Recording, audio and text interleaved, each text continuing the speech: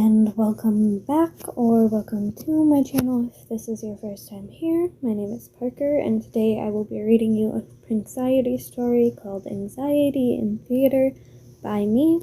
This is the only place you will find this specific story or any of the ones for a while that I wrote myself. I'm going to mention before we even start that this is based off of a love story that actually happened with one of my friends, and I based it and put it into Anxiety with their permission. So, this story is a true story, and I mean no harm by it. I got their permission and everything. And, I do apologize in advance if my voice gives out, if my voice goes lower than usual, etc. If my Roman voice or my Virgil voice is off, I'm sorry. And without further ado, this is Anxiety and Theater, a Anxiety story by me. Virgil was not always considered a good person. As a child, his parents had told him he would be physically and mentally crippled until he died, which to them meant that the most he could do was be smart enough to attract a girl willing to produce an heir. He was born with a crippled leg, and in his early life he was diagnosed with debilitating anxiety. He was put into school, and until middle school he had the highest grades in the school, which he was only barely topped by a boy named Logan, who he accidentally became friends with. Now, in high school, he had 3 friends: Logan, Janice, and Patton. They had convinced him to push past his being crippled, and he even joined the track team in his freshman year. "Watch out!" someone yelled from behind him, startling him in his zoned-out running, causing him to stumble to a stop. He was promptly slammed into by someone who was at least a bit taller than him. He was a tall, 6'1", stocky male, so that's pretty hard. He plunged forward, being completely unable to stop it. "Sorry, are you okay?" he screeched, his voice cracking and loud. Nodding, Virgil stood up, taking a few steps before being interrupted. "No, you aren't! You're limping!" he stated, pulling Virgil's arm around his shoulders. Virgil let out a breathy laugh. "I'm crippled. If you really want to be helpful, you should grab me my cane," he muttered. He tended to not feel his anxiety for a while after running, yet another reason he was so thankful to his friends, even after them saying it was what friends do. The boy's eyes went wide, and he frantically nodded, letting Virgil go and running to the far edge of the track, where the cane was obviously protruding. The boy lifted it with care, despite his being obviously chaotic by nature, running back and handing Virgil the cane. "I'm so sorry. I've heard about you, but you run so well, I didn't realize who you were," he apologized. Virgil studied his form, from his tan skin to his mustache. Virgil didn't recognize him. "It's fine. I get that rather often. Who are you, by the way?" he asked quizzingly. The boy flashed a toothy smile. "I'm Raven's friend. My brother only came here last month," he answered. There was a pause, and a look of realization crossed his face. "Crap! Roman's audition!" he yelped in panic. Virgil paused and laughed. "Come on, auditions start in 15 minutes, he stated, cutting swiftly through the field towards the auditorium. Janice was the costume director, so Virgil usually went to the auditions so that Janice wasn't alone. "Why are you so fast?" Remus whispered, and Virgil, self-consciously, slowed down. "Practice, I guess," he mumbled half-heartedly. Remus enthusiastically nodded. He kicked the dirt into puffs as the pair walked, resulting in about 2 of the 4-foot cane to be coated in dust.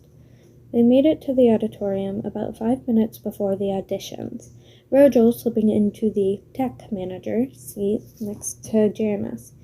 "You are so lucky Mr. Sanders doesn't mind you being out running before the auditions," he hissed at Virgil as Remus awkwardly took the seat in front of him. "My input barely counts for auditions anyway," he remarked like clockwork. The lights dimmed, and Virgil felt his anxiety raise up. For 30 minutes it was the same as any other after-school audition. Some good, some bad, some somewhere in between.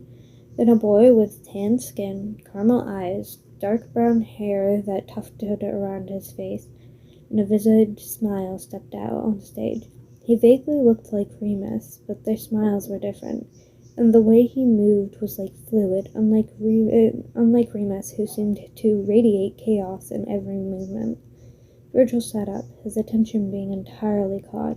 He'd only done this twice before, and both times Mr. Sanders saw and gave them the parts. The boy, Roman, flawlessly did some lines for Prince Charming, and was dismissed, to which he darted backstage and came running over to Remus. "Ree, you came!" he gasped, wrapping him into his arms. "Of course, bro. I almost missed it, but my new friend made sure I made it on time," he jabbered. "Oh, so where are they?" he asked, looking around confused, and Remus gestured towards Virgil. Virgil gave a half-hearted smile and a wave, feeling the walls closing in on him. Standing up, he grabbed his cane and walked over to Mr. Sanders. "Mr. Sanders, I love watching auditions and all, but my input barely counts. I do lighting and effects," Virgil stated, by this point he was violently shaking and could barely breathe through his anxiety. "You can run for 30 minutes, but then you need to be back for the remaining few auditions," Mr. Sanders answered sympathetically. Virgil nodded, walking out before even considering that the Crown brothers may be following. He set his cane at the edge of the track. Stepping over, he boasted off his good leg by habit, only tapping his crippled foot to the ground for less than a second. Those who recorded him all zoomed into his legs and slowed it down to show that it only barely hovered above the ground when he didn't have it against the ground, which is why most people didn't recognize him. "Hiya!" Remus sputtered through his being out of breath. Virgil didn't stop. "Hey," he answered. Then he felt a swoop of air on his other side. "Hi, I'm Roman," Roman half yelled, as he and Virgil were moving so quickly that Virgil wouldn't have heard it otherwise. "Virgil," he shouted back, picking up his pace, now moving faster than Roman by a few strides. "Whoa, you're really fast," Roman called over the noise of the wind as they ran. They had become close friends over the course of a few months. Roman and Virgil in particular, because of the fact he got the part in the play. Virgil sucked in a deep breath as he watched Roman moving through a scene, Virgil's particular least favorite scene.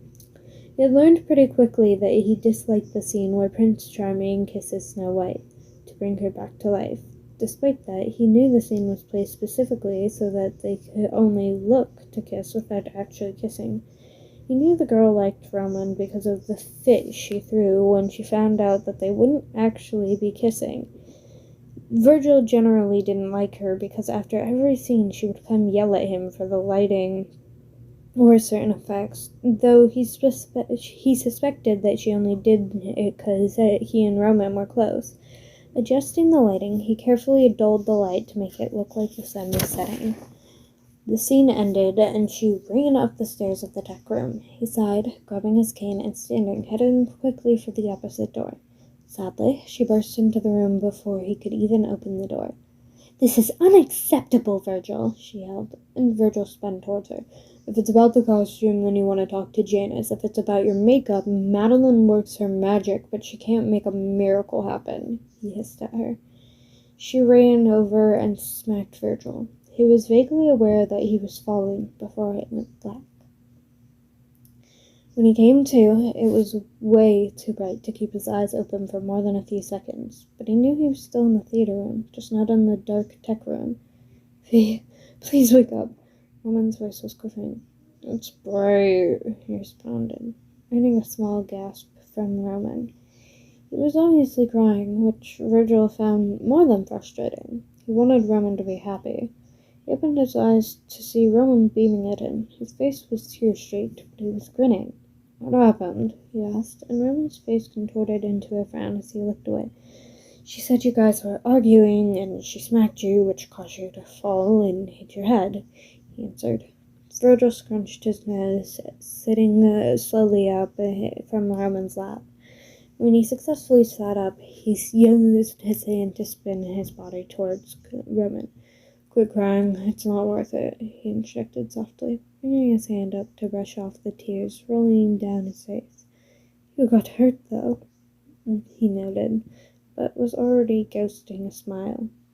Virgil rolled his eyes and stuck out his tongue, which, if you've ever seen an emo boy stick out his tongue sarcastically, you'd argue it's pretty funny. That caused Roman to let out a stifled giggle. Quit trying to make me smile, Roman grumbled. Virgil let the all too familiar smirk grace his lips. But you look so pretty when you smile, Virgil stated before he even thought to be anxious. Roman's face went pink, and he buried it into his hands. Janice rushed in with Patton and Logan following quickly after. Virgil, are you okay? Logan questioned, because Janice looked pissed and Patton had started crying. Virgil felt his anxiety hit him like a truck upon realizing what the scene looked like. He was just barely not in Roman's lap, and Roman had his face buried in his hands, looking clearly embarrassed. I'm fine. We had a difference of opinion, Virgil answered, attempting to cover the fact that he had begun hyperventilating. Roman gently placed his hand on his shoulder, and on instinct he shifted into it. Are you sure? Patton asked softly. Virgil, being entirely distracted by the warmth of Roman's hand, just slowly nodded his head. Janice was still livid. I want her out, he hissed. Roman's eyes went wide as he violently shook his head. No, tomorrow is the play, Virgil responded tiredly. The day went by quickly. Before Virgil knew it, he was sitting up in the tech room, running through all the effects and sequences about 30 minutes before the auditorium was supposed to fill with people. Everyone was carefully doing final checks on everything from costumes to sets that had to be absolutely perfect. He got through with his third check, which was Mr. Sanders' limit on checks, about 20 till, so he decided to go check on Janice. As soon as he made it down, he found Janice prodding Roman, trying to find something that was missing. All right, Jay, chill out. If I didn't know better, I'd think you're the one with anxiety and not me, Virgil joked. He was in his environment, so he was less panicked than he was in freshman year. I can't find his third chain clasp, and I would just use mine, but they don't match, Janice grumbled. Glancing down, Virgil immediately saw the missing chain clasp. Stooping down, he gently lifted the clasp. Is this what you're looking for? He asked humorously. Janice's eyes went wide as he snatched it away from Virgil, closely inspecting it before fastening it on. 10 till. Janice looked at Virgil in a very no-nonsense sort of way. You need to get back to the tech room, he stated. Alright, break a leg, Roman. Virgil shot back. The walk up the stairs, as always, was painful and annoying, but he made it up on time to watch people start to file into the auditorium. About 30 minutes later, he dimmed the house lights, catching the attention of the entire crowd, hushing them across the board. Logan, who had offered to announce the beginning and the end, stepped out from behind the curtains in an outfit chosen by Janice. Hello, and thank you all for coming. Our actors have worked very hard on this production, he began. Virgil rolled his eyes, as Logan was always so intellectual. Of course, they aren't all that goes into this theater, but without further ado, this is the production Snow White and the Seven Dwarfs. Please do enjoy. Logan finished and walked to the side, as he was previously instructed he would need to. Virgil slightly dimmed the stage lights to signal the vice head tech manager, Andy, to pull the curtains open. Nearly an hour later, Virgil sucked in a deep breath as the kiss scene began. Last second, he can see her slightly raise her head and actually kissed her. Sorry for that. He stumbled back a bit, but played it off well, as Virgil did the effects to make the curse break. The ringing in his ears took over as he watched Roman play it off and continue acting. He dimmed the lights on time and slumped back into his chair, feeling the overwhelming feeling that always came with having anxiety hit him like a truck. It took everything in him to not have an anxiety attack right there, but he had pulled himself just to the back of his mind, so far that he was only vaguely aware of the door swinging open, but found himself spinning in his chair. That's what snapped him out of it, seeing Roman with tears streaming down his face yet again. Oh, what's wrong? He whispered, barely audible. Roman launched over, landing in Virgil's arm and causing the wheeled chair to slide backwards into the lighting panel. Virgil used one arm to brighten the house lights as he held Roman with the other. "What's wrong, Roman? What happened?" he asked softly. Roman took in a heaving breath before opening his mouth to talk.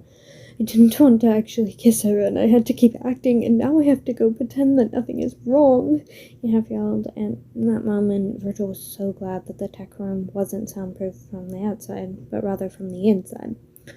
"Hey, Roman, it's okay. It'll be okay," Virgil attempted, though he was positive he sounded a bit too relieved. He had come to terms with the fact he was gay a few years back and realized, after a lot of pestering via Remus and Logan, about 2 months ago, he sort of had a thing for Roman. Though Remus was doing most of the pestering and Logan was using straight-up logic.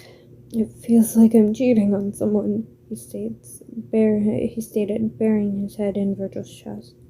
"Who?" Virgil whispered before he could stop himself. Roman looked up for a second, mumbling something incoherently. "What was that?" Virgil questioned after a second's hesitation. "You don't want to ruin anything," he responded waveringly. Virgil began softly running his hand against Roman's back in attempts to stop the boy's shaking. "I'm not going to tell anyone. You won't ruin anything. But you don't have to tell me, Ro," Virgil offered. Roman just shook his head for a moment, looking at Virgil as though he had grown 3 heads. "I want to tell you. I just don't want to upset you," Roman mumbled. Virgil's mind instantly went to Janice, as many believed they were at constant war. But Roman next to never even spoke to Janice. "I won't get upset," he promised. Roman studied his face for about a fraction of a second before speaking. "You," he whispered, only barely loud enough to be heard by Virgil, though as soon as it registered in his mind, he let go of Roman, causing him to slide and hit the floor. Sorry, I'm so sorry." Roman was quickly pulled off the floor, which cut him off. Though Virgil couldn't think of words, he did the only thing he could think to do, and gently kissed Roman. And that, everyone, was my story, Anxiety and Theater. Originally, it wasn't going to be so based on my friend's story, but they truly, truly inspire me. And Anna, if you are watching this, I'm so proud of you for getting over your disabilities. Disabilities aren't something you get to just get rid of with magic and whatever. Things like that are part of our lives, and we have to accept that. But that doesn't mean that we can't fight against them. And I think this story has a very powerful message. Eventually I'm hoping to post all of the contents of this notebook into my Wattpad, which I will hopefully maybe link into the description. I do apologize for being so late recently.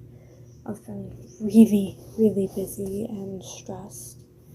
I'm thankful for your guys' patience, and yes, I'm recording this the day of again. I'm sorry.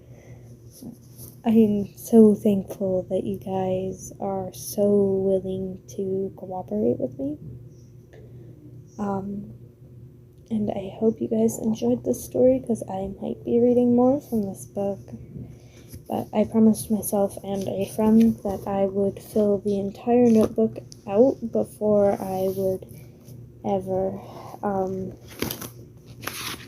finish and post it.